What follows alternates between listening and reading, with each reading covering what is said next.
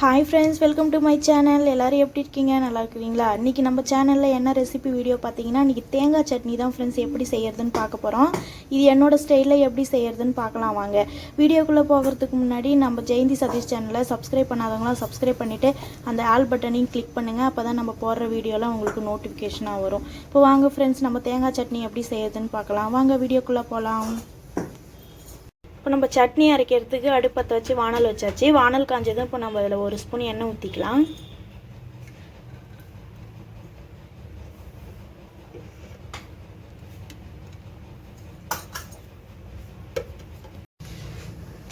எண்ணெய் ஊற்றி காஞ்சிருச்சு. இப்போ நம்ம அதில் வதக்கிறதுக்காக இஞ்சி போட்டுக்கலாம்.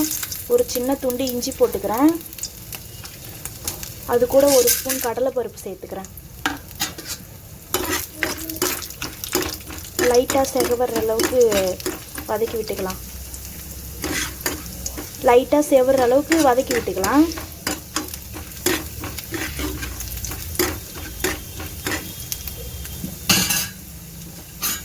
இப்போ இது கூட நான் ஒரு 4 வெங்காயம் வெட்டி வச்சுருக்கேன். வெங்காயம் சேர்த்துக்கலாம்.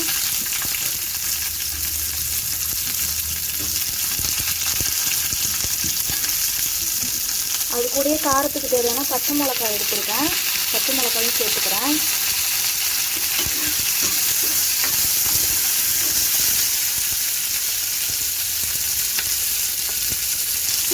சேர்த்து நல்லா வதக்கி விட்டுக்கலாம்.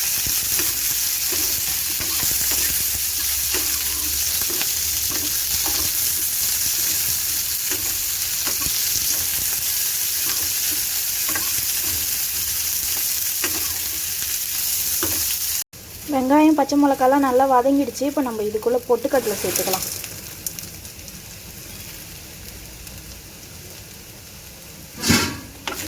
பொட்டுக்கடலை சேர்த்து ஒரு நிமிஷம் அப்படியே கிளறி விட்டுக்கலாம். ரொம்ப நேரம் வதக்க தேவையில்லை, ஒரு நிமிஷம் மட்டும் வதக்கி விட்டுக்கலாம்.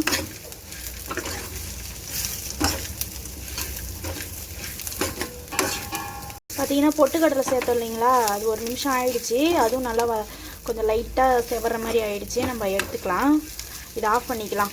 ஆஃப் பண்ணிவிட்டு ஆற வச்சுட்டு நம்ம அரைச்சிக்கலாம். அடுப்பு ஆஃப் பண்ணிக்கலாம். நான் தேங்காய் அரை முள்ளி எடுத்து திருகி வச்சுருக்கேன். நான் இப்போ இதில் வந்து வெங்காயம்லாம் வதக்கி ஆற வச்சேன் இல்லைங்களா, அதில் வந்து வெங்காயம் பச்சை மிளகாலாம் சேர்த்துக்கலாம் அரைக்கிறதுக்கு.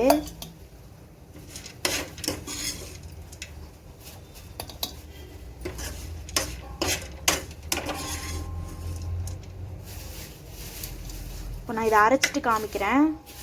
இதில் கொஞ்சம் தேவையான அளவு உப்பு சேர்த்துக்கலாம். உப்பு சேர்த்து அரைச்சிக்கலாம். சட்னிக்கு நம்ம தாளிப்பு போட்டுக்கலாம். தாளிக்கிறதுக்கு நான் ஒரு 1.5 ஸ்பூன் எண்ணெய் ஊற்றிக்கிறேன்.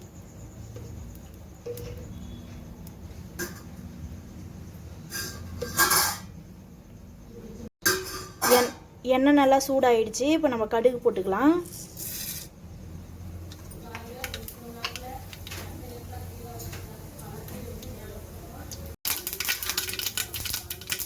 கடுகு நல்லா பொரிஞ்சிருச்சு. இப்போ நம்ம கருவேப்பிலை சேர்த்துக்கலாம். கருவேப்பிலை சேர்த்து நம்ம அடுப்பு ஆஃப் பண்ணிக்கலாம்.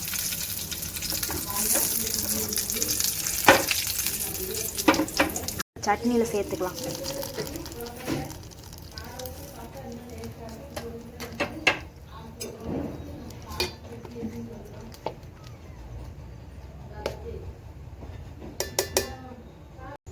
பாருங்கள் ஃப்ரெண்ட்ஸ், சுட சுட இட்லிக்கு தேங்காய் சட்னி சூப்பராக ரெடி ஆகிடுச்சு. நீங்கள் இந்த மாதிரி ஒரு தடவையாவது அரைச்சி சாப்பிட்டு பாருங்கள். சாப்பிட்டு பார்த்துட்டு உங்கள் ஃபீட்பேக்கை கமெண்ட்டில் சொல்லுங்கள். மறக்காமல் சப்ஸ்கிரைப் பண்ணி நம்ம சேனலை சப்போர்ட் பண்ணுங்கள். நம்ம இன்னொரு வீடியோவில் பார்க்கலாம். பாய், டாட்டா.